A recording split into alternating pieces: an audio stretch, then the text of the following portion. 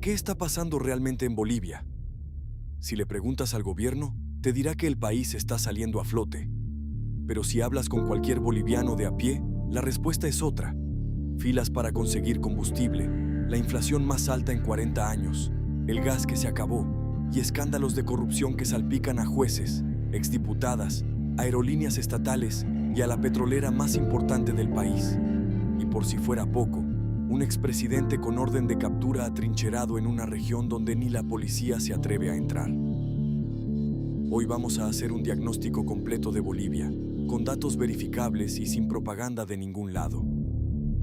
Este video es un resumen general, y en los próximos videos vamos a destripar cada tema uno por uno, a fondo. Quédate hasta el final, porque te voy a dar mi análisis honesto de hacia dónde va este país. Empecemos. Para entender el 2026 hay que retroceder unos años. En febrero de 2023 empezó la escasez de dólares. El dólar oficial decía una cosa, pero en la calle el paralelo llegó a cotizarse hasta en 20 bolivianos por unidad en su peor momento. Los precios de la canasta familiar se dispararon. Los números oficiales lo confirman.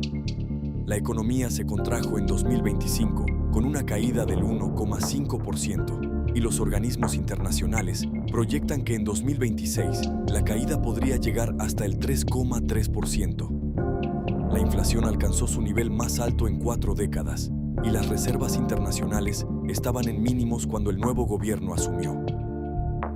En noviembre de 2025 llegó Rodrigo Paz a la presidencia, poniendo fin a 20 años de dominio del MAS, y tomó una decisión que ningún gobierno anterior se atrevió a tomar: eliminar la subvención de los combustibles, una medida que según el propio gobierno ahorró 240 millones de dólares en pocas semanas y ayudó a fortalecer las reservas hasta superar los 3.800 millones. Pero el costo político fue una bomba de tiempo, y en mayo de 2026 la bomba explotó. De eso hablamos más adelante. Aquí está la raíz de casi todo. Durante 15 años, Bolivia vivió la bonanza del gas. La renta superó los 50.000 millones de dólares. ¿El detalle incómodo? Los grandes descubrimientos se hicieron con inversiones que llegaron antes de 2006, antes de la nacionalización. Lo que vino después fue explotación intensiva, sin reponer lo que se sacaba. Los expertos lo repiten hace años. Se descuidó casi por completo la exploración. La inversión anual en buscar nuevos yacimientos nunca superó los 400 millones de dólares, insuficiente para un país que vivía de ese recurso. El resultado, Bolivia pasó de cerca de 10 trillones de pies cúbicos de reservas en 2013 a apenas 3,5 a 3,7 trillones hoy. Los 3 campos que sostienen al país, Sábalo, Margarita y San Alberto, están en agotamiento natural. Las exportaciones de gas colapsaron de unos 8.000 millones de dólares en los años dorados a alrededor de 1.500 millones en 2025. Argentina dejó de comprarnos porque desarrolló Vaca Muerta, y las proyecciones son durísimas. Bolivia podría necesitar importar GLP muy pronto y gas natural entre 2028 y 2029. El país gasífero de Sudamérica, comprando gas afuera. Y como explorar un yacimiento nuevo tarda de 5 a 8 años, esta crisis ya es inevitable en el corto plazo. ¿Y dónde está la plata de la bonanza? Parte se fue en gasto social, es cierto, pero gran parte se fue en gasto corriente, en subsidios para sostener popularidad y en empresas estatales deficitarias. Lo que casi no se hizo fue lo más importante: reinvertir para que la gallina de los huevos de oro siguiera viva. YPFB fue creada para explorar y producir hidrocarburos. Hoy es, en gran medida, una importadora de combustibles. Y alrededor de ese negocio surgieron los escándalos más graves de los últimos años. El primero es el caso Botrading. Esta empresa vinculada a YPFB operaba como intermediaria, compraba combustible a un precio y lo revendía a la estatal con sobreprecio. Según las autoridades, el daño económico estimado llegaría hasta los 500 millones de dólares. El principal investigado, un expresidente de YPFB, está prófugo con notificación roja de Interpol. Y hay un segundo expediente que investiga un préstamo de 80 millones de dólares de YPFB a esta empresa, del cual solo consta la devolución de 25 millones. El segundo escándalo es el combustible contaminado. A inicios de 2026, miles de vehículos sufrieron daños en motores e inyectores por gasolina de mala calidad, con altas concentraciones de gomas y manganeso. YPF señaló como responsables a un gerente de la propia estatal y a unos 20 exfuncionarios que debían fiscalizar la calidad y no lo hicieron. Y hay que decirlo con total honestidad, el gobierno actual tampoco está libre de cuestionamientos. En 2026 estalló la denuncia de que YPF estaría pagando más del doble de premio por barril de crudo a una multinacional que lo que pagaba el contrato anterior. La Fiscalía identificó un presunto daño de unos $3,7 millones mensuales, aunque YPF niega categóricamente los sobreprecios y la investigación sigue abierta. El solo hecho de que el nuevo gobierno enfrente denuncias similares a las del anterior nos dice algo. El problema no es de un partido, es del sistema. Súmale el mercado negro. La propia Agencia Nacional de Hidrocarburos reconoció que hasta el 30% del combustible subvencionado se desviaba al contrabando hacia países vecinos, donde se vende al doble o al triple. Millones de dólares de todos los bolivianos, financiando un negocio ilegal. El 29 de noviembre de 2025, aterrizó en Viru un vuelo charter privado desde Los Ángeles con 32 maletas.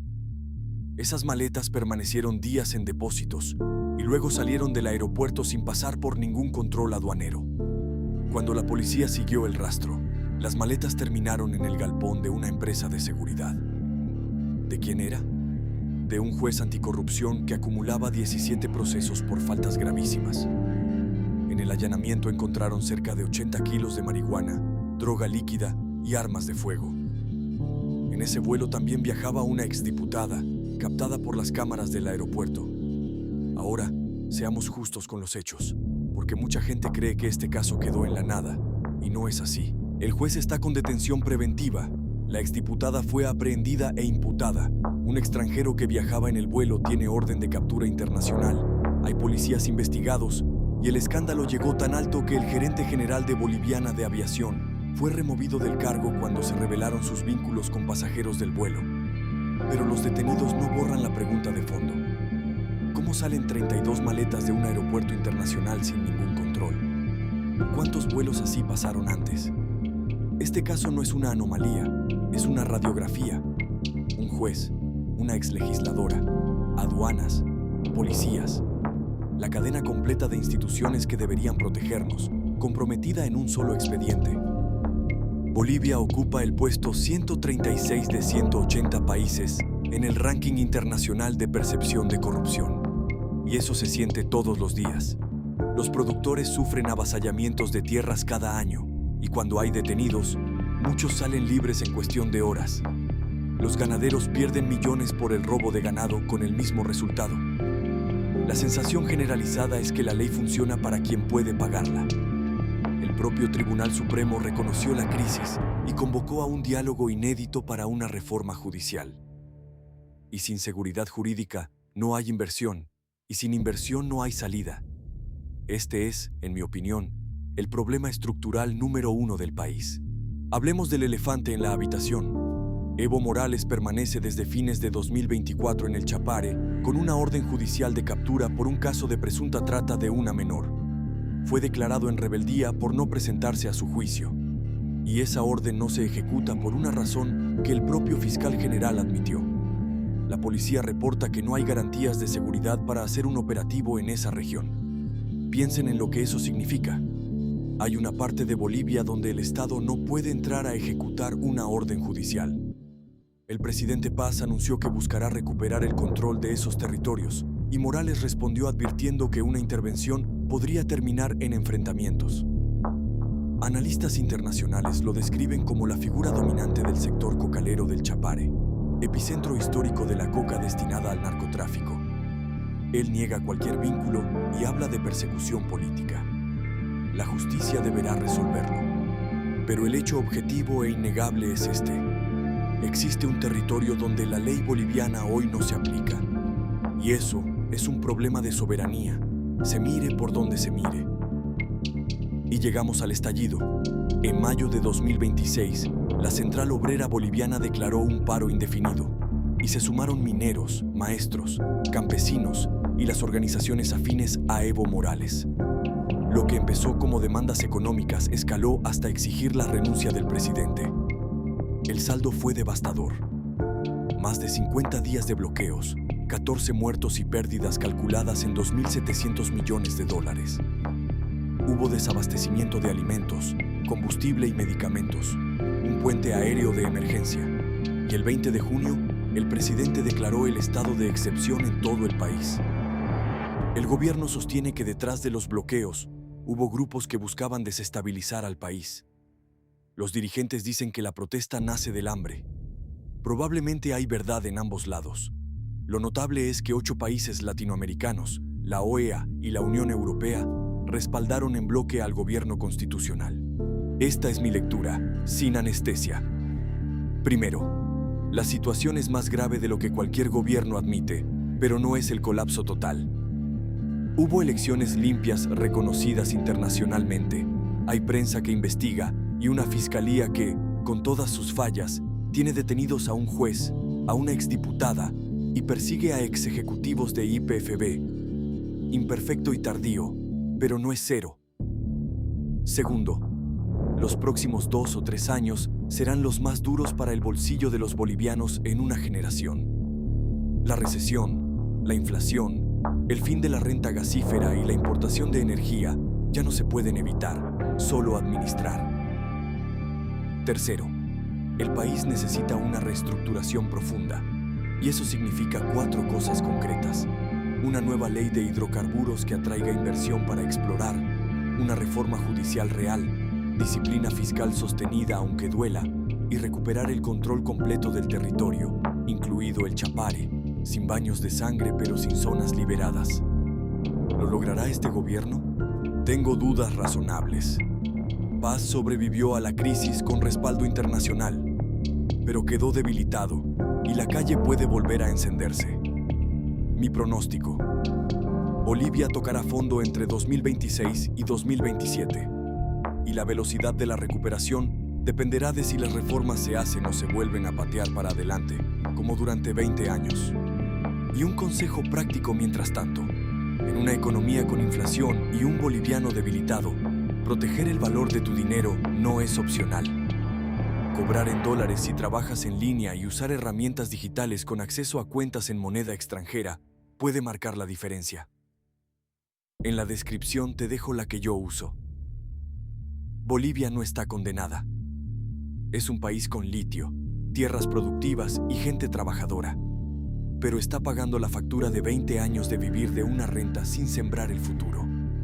La salida existe, pero es larga y exige algo que ha escaseado más que los dólares: decir la verdad.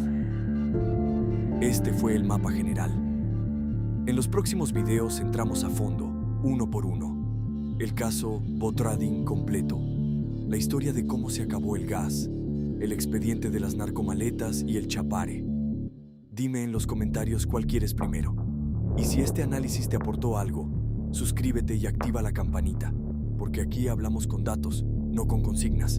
Nos vemos en el próximo video.